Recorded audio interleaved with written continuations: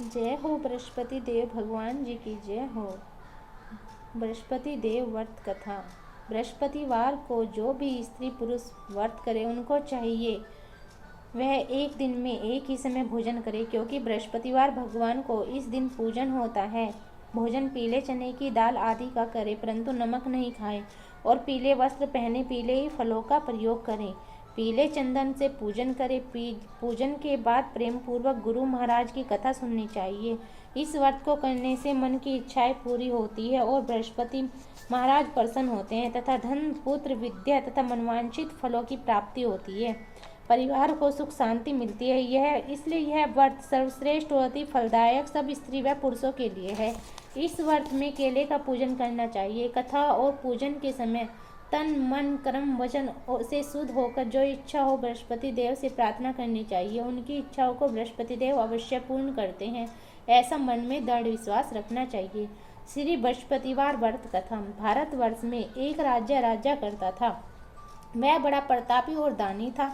वह नित्य गरीबों और ब्राह्मणों की सहायता करता था। वह यह बात उसकी रानी को अच्छी नहीं लगती थी। वह न ही गरीबों को दान देती, न ही भगवान का पूजन करती, और राजा को भी दान देने से मना किया करती थी। उसी समय बृहस्पति देव साधु के वेश में राजा के महल में भिक्षा के लिए गए और भिक्षा मांगी। रानी ने भिक्षा देने से इनकार किया और कहा, हे साधु महाराज, मैं तो दान पुण्य से तंग आ गई हूँ। मेरा पति सारा धन लुटाता रहता है। मेरी इच्छा है कि हमारा धन नष्ट हो जाए, फिर न रहेगा बांस और न बजेगी बांसुरी। साधु ने कहा, देवी तुम बड़ी अजीब हो। धन संतान तो सभी चाहते हैं, पुत्र और लक्ष्मी तो पापी के घर भी होने चाहिए। यदि तुम्हारे पास अधिक धन है तो भूखों को भोजन, तो प्यासों के लिए प्याऊ बनवाओ, मुसाफिरों के लिए धर्मशाला खुलवाओ। जो निर्धन अपनी कुंवारी कन्याओं का विवाह नहीं कर सकते उनका विवाह करा दो।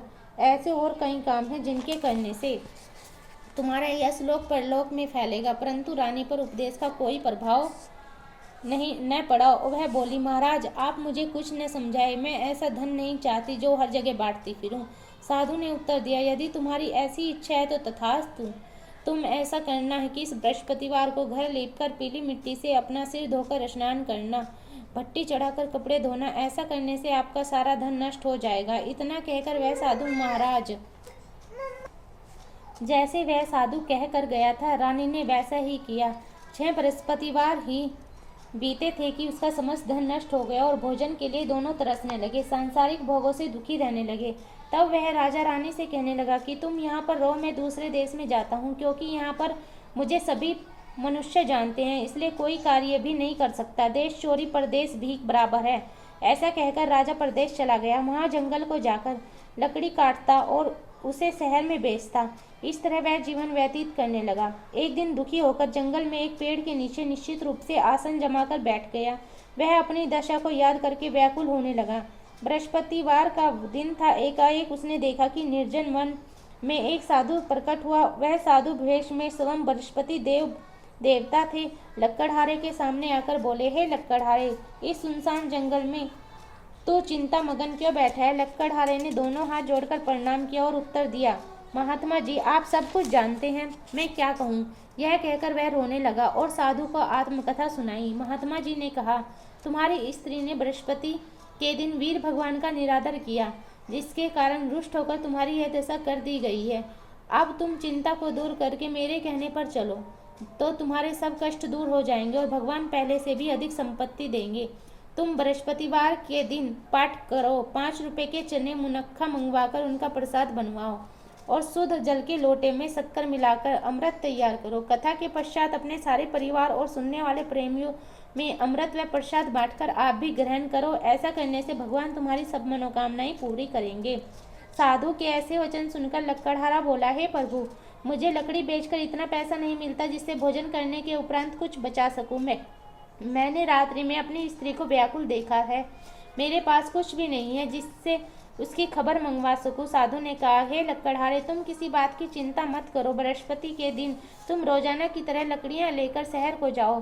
तुमको रोज से दुगना धन प्राप्त होगा, जिससे तुम भली भांति भोजन कर लोगे तथा बृहस्पति देव की पूजा का सामान भी आ जाएगा। इतना कहकर साधु अंतर्ध्यान हो गए। धीरे धीरे समय व्यतीत होने पर फिर वही बृहस्पतिवार का दिन आया। लक्कड़हारा जंगल से लकड़ी काटकर किसी शहर में बेचने गया। उसे उस दिन और दिन से अधिक पैसा मिला। राजा ने चना गुड़ आदि लाकर गुरुवार का व्रत किया। उस दिन से उसके सभी क्लेश दूर हुए, परंतु जब दोबारा गुरुवार का दिन आया तो बृहस्पतिवार का व्रत करना भूल गया। इस कारण बृहस्पति भगवान नाराज हो गए और उस दिन से उस नगर के राजा ने विशाल यज्ञ का आयोजन किया तथा शहर में यह घोषणा करा दी कि कोई भी मनुष्य अपने घर में भोजन न बनावे और न आग जलावे। समस्त जनता मेरे यहाँ भोजन करने आए। इस आज्ञा को जो न मानेगा उसके लिए फांसी की सजा दी जाएगी। इस तरह की घोषणा संपूर्ण नगर में करवा दी गई। राजा की आज्ञा अनुसार शहर के सभी लोग भोजन करने लगे, लेकिन लक्कड़हारा कुछ देर में पहुंचा, इसलिए राजा उसको अपने साथ घर ले गया और ले जाकर भोजन करा रहे थे तो रानी की दृष्टि उस खूंटी पर पड़ी जिस पर उसका हार लटका हुआ था। वह वहां दिखाई न दिया। रानी ने निश्चय किया कि मेरा हार इस मनुष्य ने चुरा लिया है। उसी समय पुलिस को बुलाकर उसको जेल खाने में डलवा दिया। जब लक्कड़हारा जेल खाने में पड़ गया और बहुत दुखी होकर विचार करने लगा कि न जाने कौन से पूर्व जन्म के कर्म से मेरे लिए दुख प्राप्त हुआ है, और उसी साधु को याद करने लगा जो जंगल में मिला था। उसी समय तत्काल बृहस्पति देव साधु के रूप में प्रकट हो उसकी दशा को देखकर कहने लगे, अरे मूर्ख, तूने बृहस्पति देव की कथा नहीं की, इस कारण तुझे दुख प्राप्त हुआ है। अब चिंता मत कर, बृहस्पतिवार के दिन जेल खाने के दरवाजे पर 4 पैसे पड़े मिलेंगे, उनसे तू बृहस्पति देव की पूजा करना, तेरे सभी कष्ट दूर हो जाएंगे। बृहस्पति के रोज उसे 4 पैसे मिले। लक्कड़हारे ने कथा कही। उसी रात्रि बृहस्पति देव ने उस नगर के राजा को सौंपन में कहा, हे राजा, तुमने जिस आदमी को जेल खाने में बंद कर दिया है वह निर्दोष है, वह राजा है, उसे छोड़ देना। रानी का हार उसी खूंटी पर लटका है।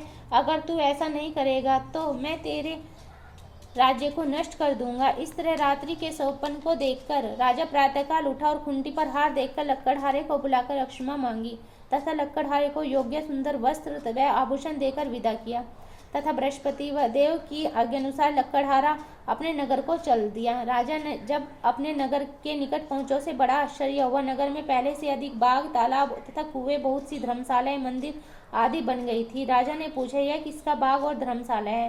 तब नगर के सब लोग कहने लगे कि यह सब रानी और बांदी के है। तो राजा को आश्चर्य हुआ और गुस्सा भी आया। जब रानी ने यह खबर सुनी तो राजा आ गए हैं तो उसने बांदी से कहा, हे दासी, देख, राजा हमको कितनी बुरी हालत में छोड़ गए थे। हमारी ऐसी हालत देखकर वह लौट न जाएं, इसलिए तू दरवाजे पर खड़ी हो जा। आज्ञानुसार दासी दरवाजे पर खड़ी हो गई। राजा आए तो उन्हें अपने साथ लिवा लाई। तब उन्होंने कहा, हमें यह सब धन बृहस्पति देव के इस व्रत के प्रभाव से प्राप्त हुआ है।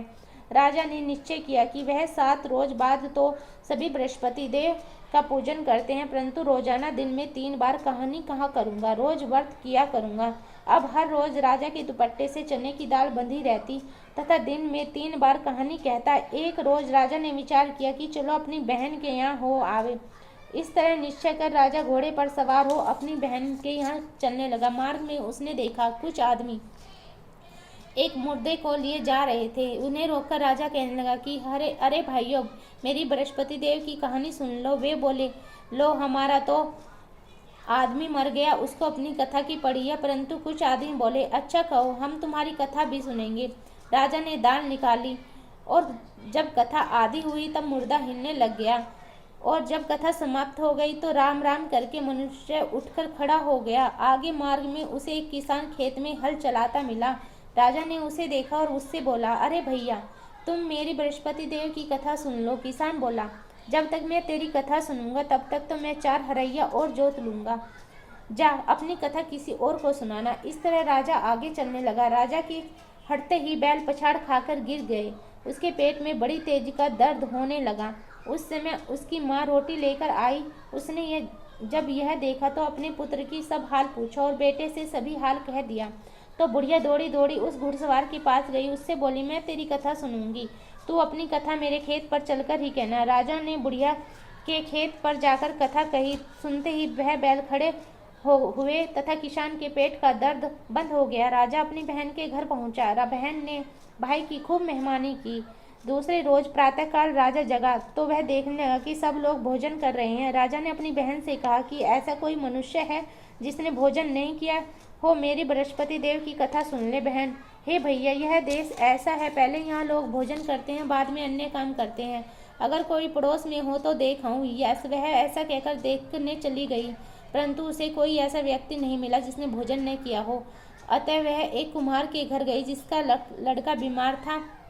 उसे मालूम हुआ कि उनके यहाँ 3 रोज से किसी ने भोजन नहीं किया। रानी ने अपने भाई की कथा सुनने के लिए कुम्हार को कहा। वह तैयार हो गया। राजा ने जाकर बृहस्पतिवार की कथा कही, जिसको सुनकर वह लड़का ठीक हो गया। अब राजा की प्रशंसा होने लगी। एक रोज राजा बहन से बोला, हे बहन, हम अपने घर को जाएंगे, तुम भी तैयार हो जाओ। राजा की बहन ने अपनी सास से कहा। सास ने कहा, हाँ चले जा, परंतु अपने लड़कों को मत लेके जाना, क्योंकि तेरे भाई के कोई औलाद नहीं है। बहन ने अपने भाई से कहा, हे भैया, मैं तो चलूंगी, परंतु कोई बालक नहीं जाएगा। राजा बोला, जब कोई बालक नहीं चलेगा तब तू क्या करेगी। बड़े दुखी मन से राजा अपने घर को लौट आया। राजा ने अपनी रानी से कहा, हम निरवंशी राजा हैं, हमारा मुंह देखने का धर्म नहीं है, और कुछ भोजन आदि नहीं किया। रानी बोली, हे प्रभु, बृहस्पति देव ने हमें सब कुछ दिया है, हमें औलाद अवश्य देंगे। उसी रात को बृहस्पति देव ने राजा के सपने में कहा, हे राजा, उठ, सभी सोच त्याग दे, तेरी रानी गर्भ से है। राजा की यह बात सुनकर बड़ी खुशी हुई। 9वें महीने में उसके गर्भ से एक सुंदर पुत्र पैदा हुआ। तब राजा बोला, हे रानी, स्त्री बिना भोजन के रह सकती है, बिना कहीं नहीं रह सकती। जब मेरी बहन आवे तुम उससे कुछ कहना मत। रानी ने सुनकर हाँ कर दिया। जब राजा की बहन यह शुभ समाचार सुना तो वह बहुत खुश हुई तथा बधाई लेकर अपने भाई के यहाँ आई। तभी रानी ने कहा कि घोड़ा चढ़कर तो नहीं आई, गधा चढ़ी आई। राजा की बहन बोली, भाभी, मैं इस प्रकार न कहती तो तुम्हें औलाद कैसे मिलती। बृहस्पति देव ऐसे ही हैं, जैसी जिसके मन में कामनाएं हैं सभी को पूर्ण करते हैं। जो सद्भावना पूर्वक बृहस्पतिवार का व्रत करता है एवं कथा पढ़ता है अथवा सुनता है, बृहस्पति देव उसकी मनोकामना पूर्ण करते हैं। भगवान बृहस्पति देव उसकी सदैव रक्षा करते हैं। संसार में सद्भावना से भगवान जी की पूजन व्रत करके सच्चे हृदय से उसका मनन करते हुए जयकारा बोलना चाहिए। बोल बृहस्पति देव भगवान की जय।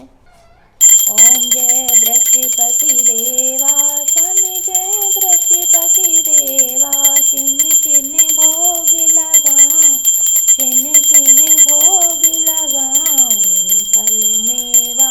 ओम जय बृहस्पति देवा, तुम्हें पूरन परमात्मा, तुम्हें अंतर्यामी, स्वामी तुम्हें अंतर्यामी। जगत पिता जगदीश्वर, तुम्हें सबके स्वामी। ओम जय बृहस्पति देवा। चन्नामस्त निज निर्मल, सभी पातक हरता, स्वामी सभी पातक हरता। सकल मनोरथ दायक, कर क्या करो भरता। ओम जय बृहस्पति देवा। तन मन धन अर्पण कर, जो शरण पड़े प्रभु की, स्वामी जो शरण पड़े प्रभु की। प्रभु पर कट तभी हो कर आकर द्वार खड़े। ओम जय बृहस्पति देवा। सकल मनोरथ दायक, सभी संयम तारो, स्वामी सभी संयम तारो। विषय विकार मिटाओ, संतन सुखहारी। ओम जय बृहस्पति देवा। जो कोई आरती तेरी प्रेम सहित गावे, स्वामी प्रेम सहित गावे। ज्येष्ठानंद बंद सो निश्चय ही पावे। ओम जय बृहस्पति देवा। सब बोलो विष्णु भगवान जी की जय। बोलो बृहस्पति देव भगवान जी की जय।